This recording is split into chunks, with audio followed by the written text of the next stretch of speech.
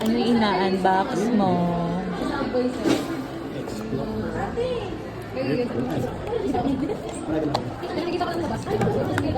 May ilaw.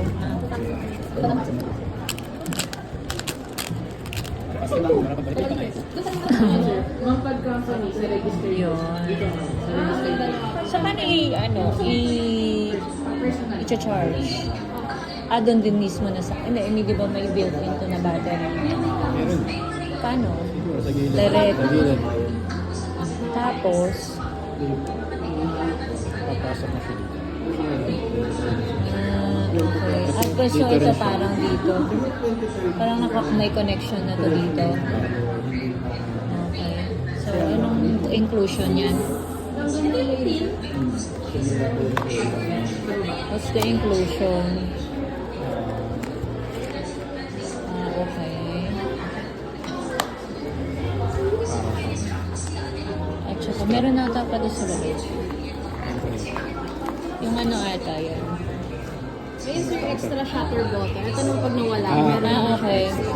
Tapos, Saan na-charge itong palit yung battery sa loob? charger, yung doon po sa charger na sa camera po. Doon naman. Direct. Ayun, yung Direct. Type-C po. Dito nyo lang siya isasaksak.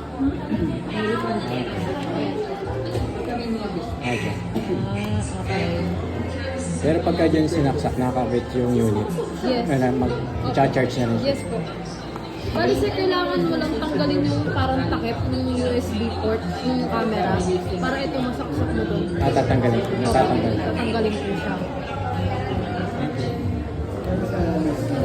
Nasa Extra dulo. shutter. Shutter bo, ayan. Tsaka cover. Okay. Ito yung module. Pag charge ba to, miss, pwede rin hindi nakakabit yung camera? Pwede rin naman po ma'am. Okay. Keeper na naman siya. May accessory na yung kanyang camera. May mapapasarap mag-vlog. Ha? May mapapasarap mag-vlog. Ako naman ang gumagamit. Okay, yan na yung aking anniversary gift.